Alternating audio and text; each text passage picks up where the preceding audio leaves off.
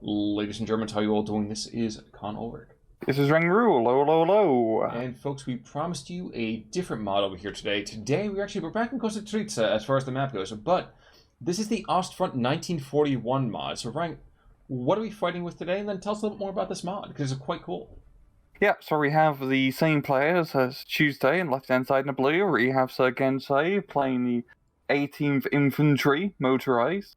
And on the right-hand side in the red, we have Dmitri once again, this time playing as the 113th Infantry Division. And yeah, this is pretty much a prequel to the 44 Red Storm, set in place in 41. It's a really cool mod. I mean, nice to see early war being simulated in Steel Division here.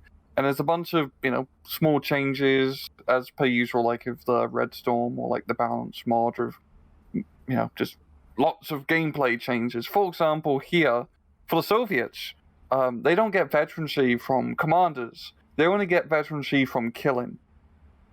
Germans are still standard. Well, it's one of those things like, Germans are like, we killed people before. They're Polish, they were unarmed, a lot of things like that. But, BA-10 early on here, getting pinged off over here by that Pack 38. Kind of cool thing for me is we get to see, super early Stug 3s. So this is the short-barreled kind of assault guns. These are before they've perfected the, we don't want tanks, we just want weaponry on the line, which is kind of cool. And these are all, a Stug 3 is basically a good medium tank in this mod. Yeah. I mean, those BA-10s are, actually somewhat lethal because all this early war stuff isn't having to fight against Panthers or T-34-85s. Yeah, exactly. I mean, from over here on the Soviet side, we could see, T-38 coming on in? Oh, yeah. Which is super cool. And as far as I know, I think we can touch everything on here. It's not going to break if we touch it. Yeah, its replay should not be bomb-proof. Or it is bomb-proof. I bomb-proofed it earlier. I was to say bombing-proof. I was like, oh, man, this is going to be kind of a rough thing then. But we got 221s, we got 222s, and these T-26 1933s. I love, by the way, there's a poorly trained mod on this. So, minus 30% accuracy, minus 30% rate of fire, stress resilience, actually pretty good. But dispersion is pretty shit. Yeah, these guys are, because a lot of the early war Soviet tankers, especially also the air crews, were not very well trained. That's one of the problems with, the early war T-34s and KV-1s. It's basically the run-to-weapon super tank of this time period, but the people didn't know how to use it efficiently because they barely got any training time on the bloody equipment. Yes, absolutely. Now, looking over here, what we should be expecting from both sides, I mean, don't expect to see a lot of, Nebelwerfers and things like that. I mean, this is not that kind of mod. Nebelwerfers really weren't a thing, actually. I think it's on 42 or 43, were they? Yeah. Wait, no, I mean, please. No, just looking at 76 mil, it's a bloody 11-man squad to operate a single infantry gun.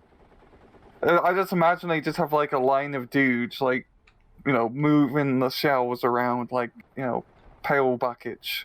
Oh yeah, it's like a bucket brigade of just... Yeah, I absolutely agree with you. I didn't even notice that, but you're absolutely correct. It's kind of crazy. There's going to be so much janky stuff. Look, we've got Shuchens here with inbuilt sniper rifle in essentially a grenadier squad, which is pretty damn deadly. I have to... the snipers only has 500-meter range. It's more like the SC-44 sniper. Mm-hmm. Let's talk in the meantime. I mean, the funny thing is, we're not going to see crazy amounts of modifiers all over the place, but we do have a couple ones here, like Veteran Schützen, for example, with the Kriegsveteran kind of buff. BA-10 might actually be pretty good here, but similarly, the Panzerabwehrgruppe would also be pretty good. Holy God, yeah. The playing field in this is so even in so many different weird ways, which, it pretends to be a lot of cool stuff here.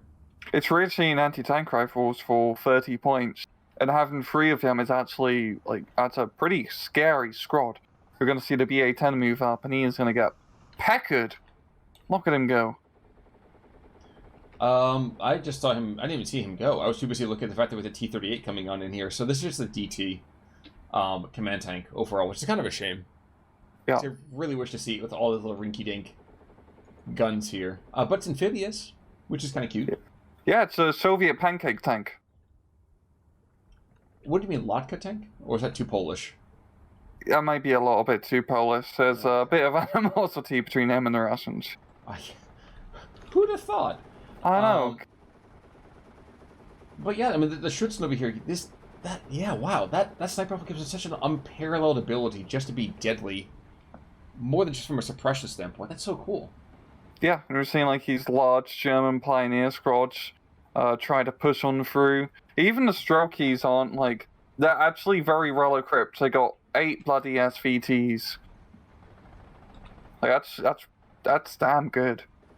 Well, and the PPD over here, this is not the Papa Shah that we'll see in a little bit later in the war, but it's nothing to shake a fist at either. It's pretty dang good. Yeah, they're pretty damn similar. But I'm curious, why bring in a command tank if your troops can't get anything unless they get a body count? I think they still get the radio bonus. That's true. That's true. It helps out, but yeah, and I think it's still like the passive buffs they give. Oh no, no, this isn't the commander. No. This is just a leader one. Yep. So, okay. Those are the optics. Got it. The optics bonus. I just had to shout orders and for everyone to ignore them. I mean, that's what any self-respecting enlisted man does. I mean, so I completely understand that one. Especially from what was left of Soviet High Command in 1941. They did not have the best or brightest at that point. I also want to acknowledge the fact there's a 50mm mortar that's been engaging and just literally pushed the entire Pioneer squad into stress and been down. Oh, yeah.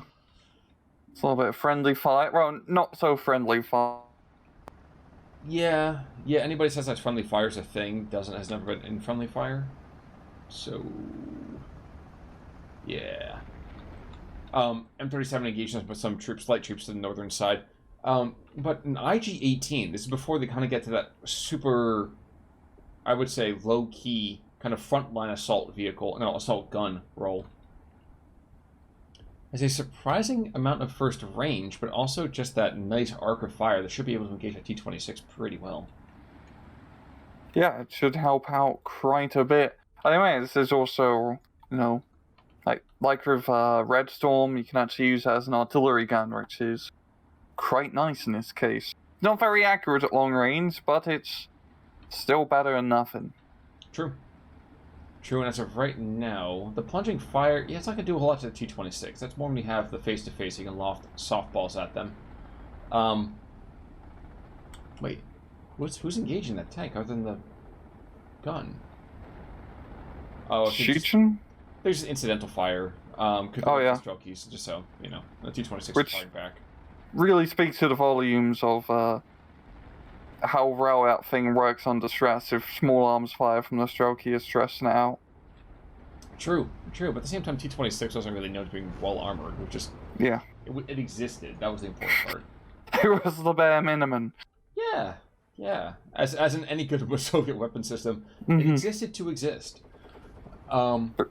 Please. No, we're seeing like a pretty good push here in the center from Gensei, the 221s, managing to break on through, but we're seeing the T-38, neither of them can shoot at each other, so they're just gonna, drive by, have a little rave, talk about their day. I think the T-38 could technically kill it. Maybe not. No. T-26 can, though. Yeah. The gun jammed, so somehow he was able to shoot that machine gun and not kill the vehicle, but killed the machine gun. Impressive. That's like that's type of stuff you get in War Thunder, honestly. Yes, it is. It's like the first shot, you always just shoot the gun. Oh, absolutely. It's just magnetic somehow. Absolutely. The T-26 is going to clean up the 221s here. There's a pack to the north that's actually engaging another T-26, and like you said, fired a shot. First one jammed the gun, second one jammed the tank, so, I mean, not too shabby.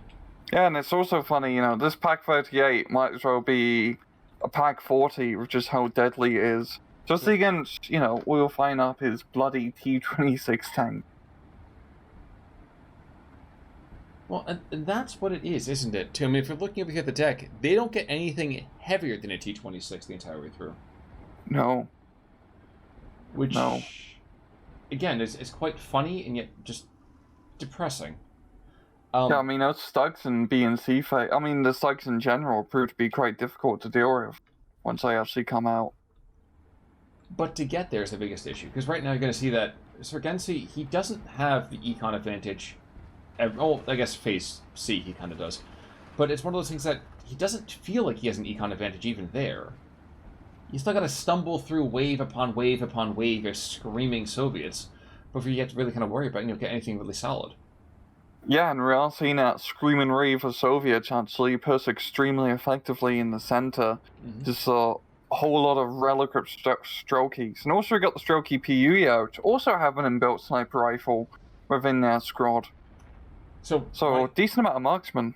I think the reason you don't see too many Strokey PUs, though, is because they smell bad. They do. Yeah. That's why everyone stays away from them. Yeah, exactly. And I think that sniper rifle kind of helps with that, too. It's like, guys, don't be any closer than what it takes for us to shoot you with this. Yeah. Yep. Call it Nurgle, but for the Soviets. But Panzer Abwehrgruppe, again, engaging Strokey squads, and in the vanilla, this would, of course, be a giant hassle, but here it oddly kind of works. You see that one lone shooting pushing on through. Definitely I think he's just trying to buy time for the 50mm mortar to maybe come online, but it's just, Dmitri has a very good amount of momentum here into B phase.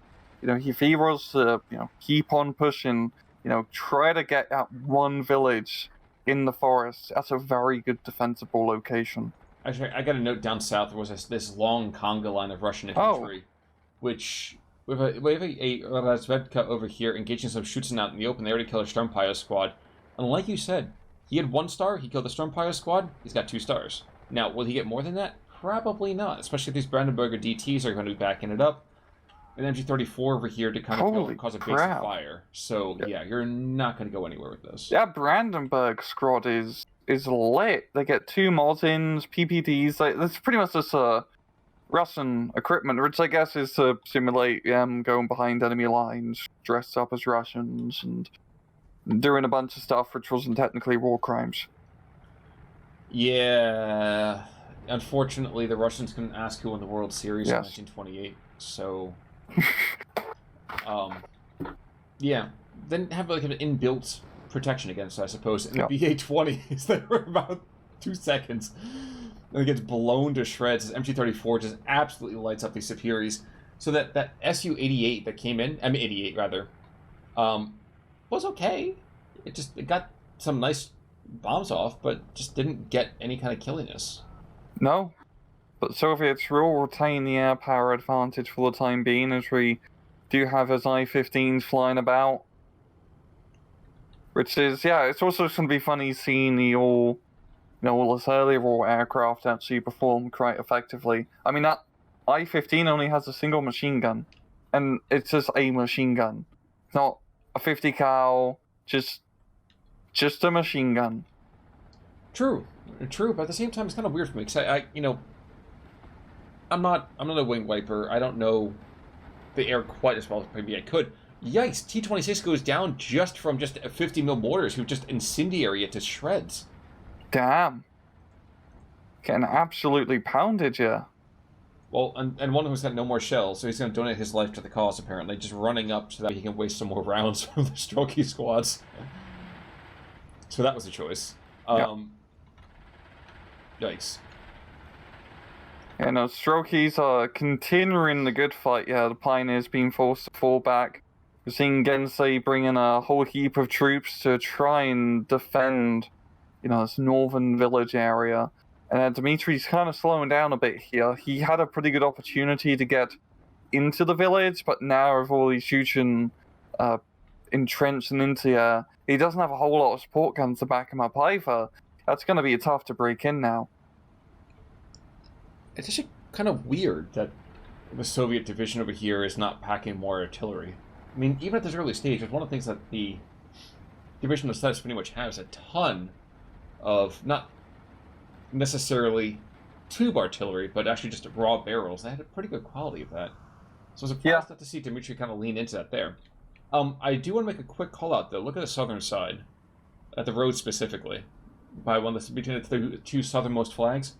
There's this hefty chunk of material that I think is just waiting for one teeny tiny breakout, and that's going to go screaming towards the gap. Yeah, we got the Soviet armored platoon in reserve. Maybe he's going to do another SD2 bombing run and try to just bomb the hell out of that forest. I mean, it could work well, but that one Pak-38 is in a fantastic spot. And, of course, out being a Pak-38 in 41 is absolutely deadly. Yeah, one thing I'm actually kind of surprised by is the fact we haven't seen any Stokes get brought in just yet. Same. I really want to see some Stokes, live out the Stug life. Because, again, to just repeat this, they will be good enough. So it's not like it's going to be something that they are not able to hack it with what's over here for all the Soviet equipment. So I'm watching as this one shoots and squad to the northern side takes just plinked to death by just tons and tons of just sniper rounds. Yikes. And seeing the entire experience in the other direction from the Spalwagen 231 here. But yeah, a lot of this equipment, it's not like it's going to be able to easily take them out. And the Stug 3, not really known. I think about maybe 50 mil of armor, 60 mil of armor. It wasn't a lot. But here, that might as well. Pretty low. Yeah. I do like how 2-3 runs is shooting one shot at a time. It's been very conservative with its autocannon. Like, it's not like going burr, burr, burr, burr, burr. It's just going burr, burr, burr. I think that was the point. I think I was looking for more of like trying to establish a beep, like a beat or something like that. They don't want to go just like let off everything immediately. It's sending a Morse code message to the enemy to surrender. Yes, just like this Panzerabwehrgruppe is able to send a nice little message over here towards the T-26. First shot, incendiary. Second shot, transmission destroyed. Third shot, I want to, again, point out the fact there are 3 guys with anti-tank rifles here. They can't blow up that one tank. It's probably going to come down to the Pak-38. Even the Pak-38 can't hit him. Jesus Christ. With a dead transmission, too. Like, I don't know, man. Have you ever been in a car with no transmission? There we go. With no transmission. Yeah. That thing is going nowhere fast. But yeah, Gensei's managed to do a pretty good job of stabilizing the north here. I mean, that one Pak-38 will pretty much shut down any push that has a hefty amount of high explosive shells as well. And as we're seeing, that T-26 in the back is also not going anywhere. But it's, still pretty slow, 11-13. It can really still be anyone's game. I think it'll probably just come down to, either the far central position actually being pushed. There we go. Well, there we go. In the south as well, there's a 120 mil mortar that has just obliterated the German lines for the time being. And as I suspected, they're racing for the gap there. They want to open up out into the fields, which I'm not sure I necessarily agree with that one, per se. I feel like if you have the road, use the road. Because I'm going to find out what the problem is with using a road when there's a Pak-38 that's still in operation. Yeah, when the Crescent is really artillery be able to redirect fire fast enough, well, the tanks are definitely fast enough. Jesus Christ, that's a very suppressed Pak-38. Yeah, and that is the one downside, because the Pak-38 didn't exactly have the most secure, let's say, of weapon shields there. And still no Stug. Still no Stug. And this is where it's going to get a little bit dicey here for Gensei, because Dmitri has some very good CQC troops. The same thing the Brandenburgs also have satchel charges, but the Soviets definitely outnumber in this case.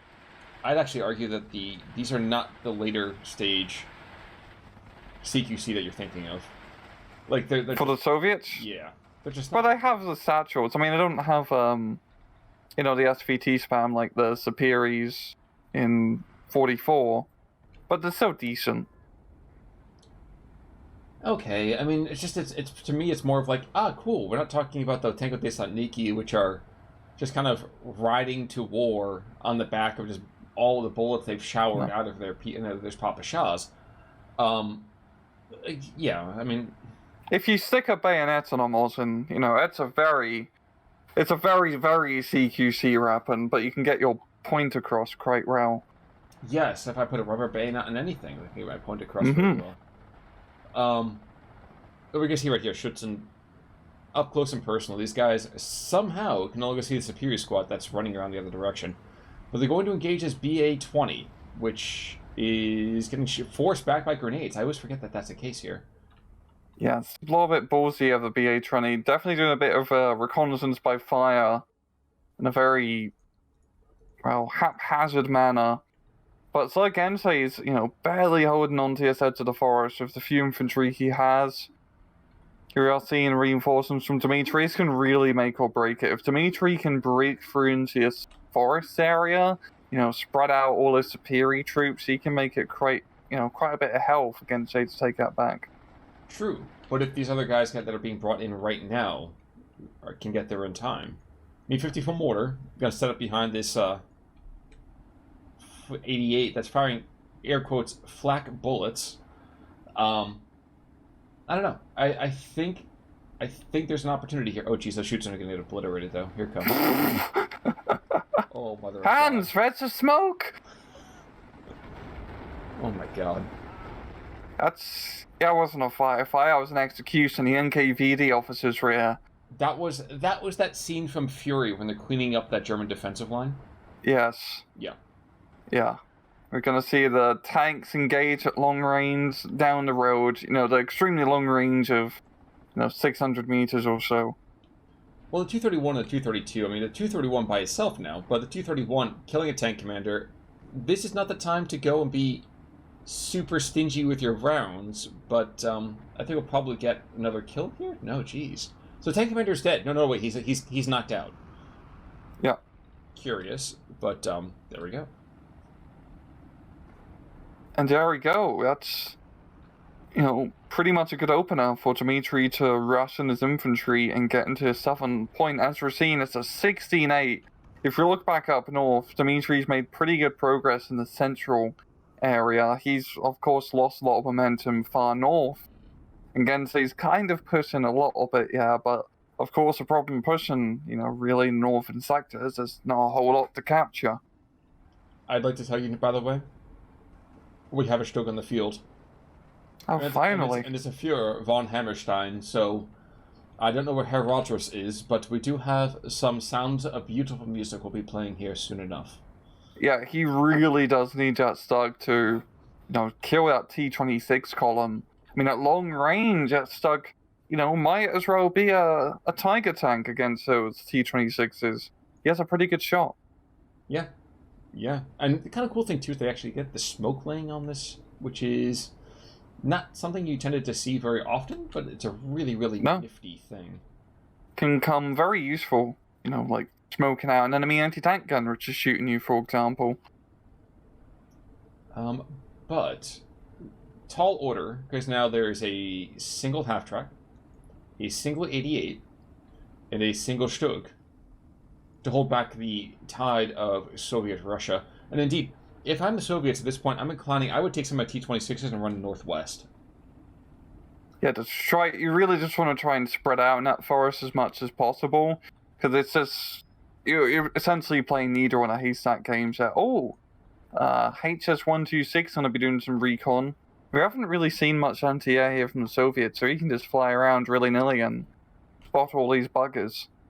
I'm going to see that this Stug B, I think, is going to get plinked out, unfortunately. Damaged optics, they had a knocked-out commander. He is going to go and kill the material in one tank, but there's too many fire sources, I would argue, so I think this is going to be negative at the end. Yeah, and that Flak 88 is slowly making his way up, but he only can shoot anti-aircraft units, I believe, because he only has the bullets. Hey, the BF-109, though. Oh, wow. Kilometers of bombs, takes out a T-26 and a tank gun. Not bad. With that kind of holding on in the meantime, I'm actually kind of surprised that we haven't seen more Germans being thrust here in the center, too. Yeah, it's still a pretty good position. Yeah, I mean, they've held the northern town. So, rally, you've got this opportunity here where clearly there's not been a lot of fighting. There's been a ton of fighting down to the south, and you know how much is there now. you might as well be effective. Stutt goes down. 88's going to go down soon enough, as does the half track, I imagine. And I think this is what happens when you are too stingy with some of your fighting vehicles here. Yeah, and also just not having enough infantry to, support, because now the Soviet infantry are in that forest. They are in a very good defensive position. They pretty much, own all the flags in that forest. And as you've seen, at 17-7, that's going to be very tough to push back. Oh, extremely tough to push back. Especially when one by one, I would argue, from this Schutzen squad, who is only barely holding it together by the smallest scrap, from their south, it is a very, very hard place to be if you're German. Yeah, it's a red tide. Yeah, we do have, Gensei does have opportunities to capture some flags in the center. There's two which he could potentially capture with a little bit of infantry play.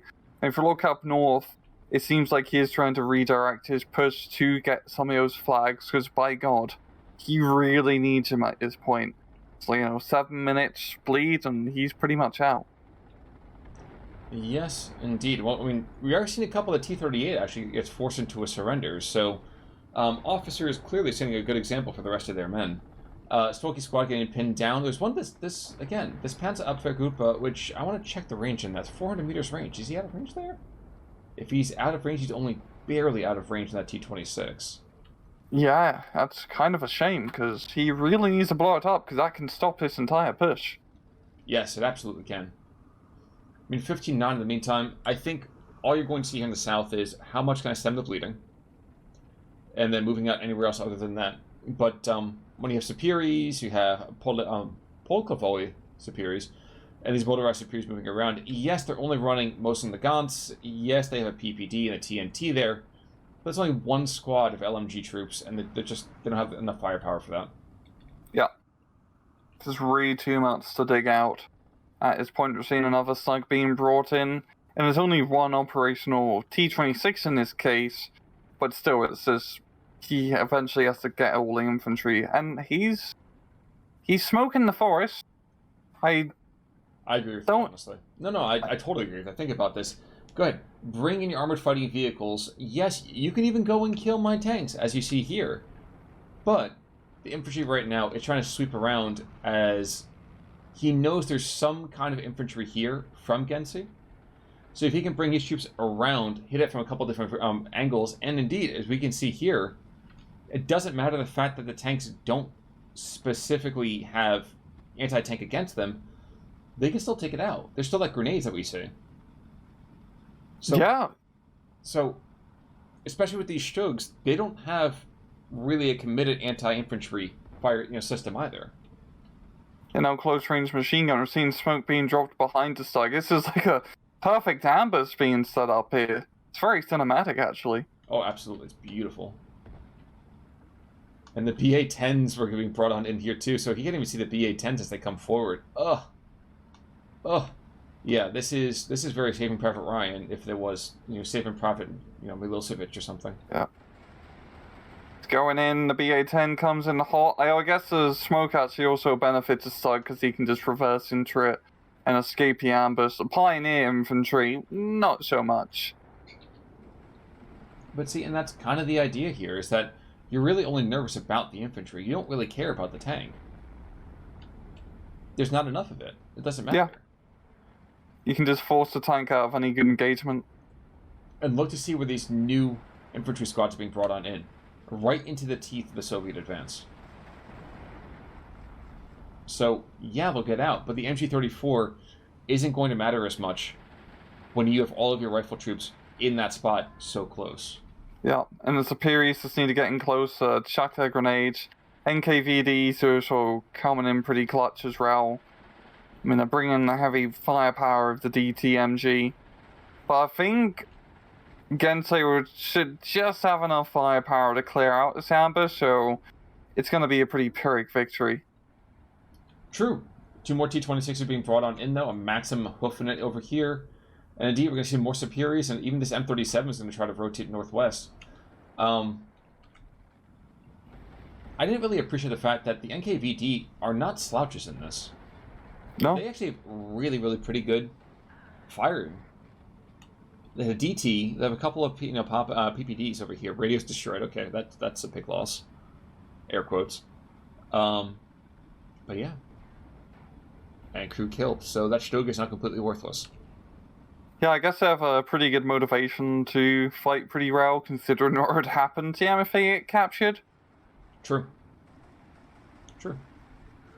BA-10 picked up another star in the meantime. I'll take a look back to the northern side, because we had seen a moment of just, like, pure bloody-minded, just German aggression. And I think we're going to see the end of that over here. Yeah.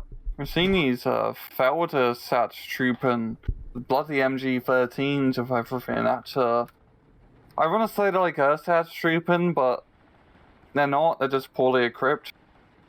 They at least have the heart to invade the Soviet Union.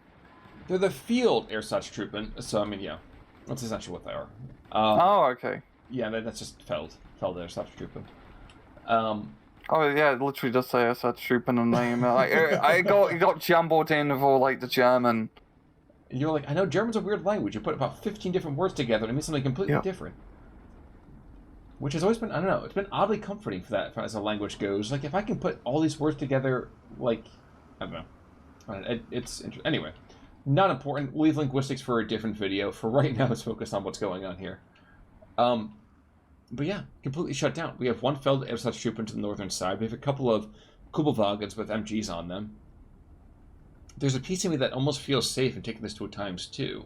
Yeah, I think we can do that at 3150. Sounds good.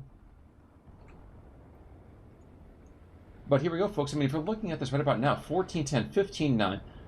Gensei, I think, just did not use his armored assets particularly well. So, yeah, please. No, it's just that southern post was just so bloody effective. A bit slow from Dmitri's angle, but it got the job done.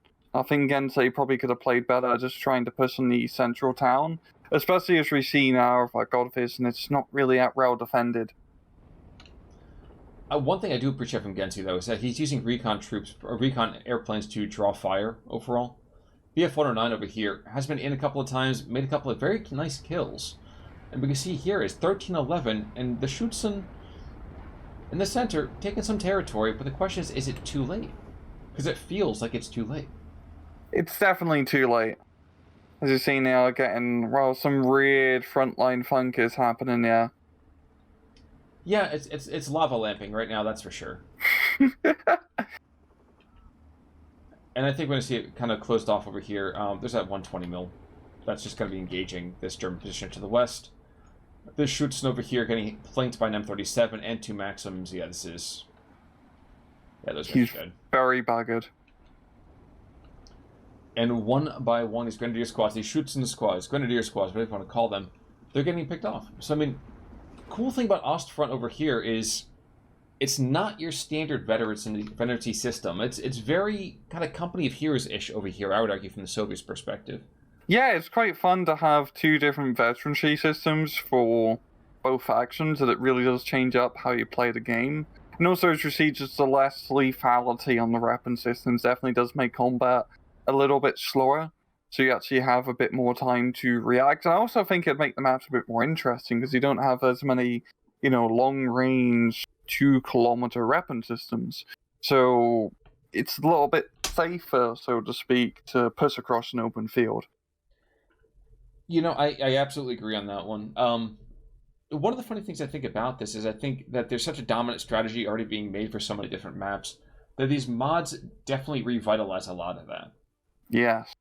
I guess completely changes, as you can see, even though it's the same game with roughly the same, baseline mechanics, just completely changing the time frame to 3 years before. The road, it's kind of crazy how different the weapon systems change in 3 years. Yeah. I do have to note, taking a quick look over here at kills, there's one T-26 did very well for himself, a Superior Squad did very well for himself, a second T-26 did very well for himself.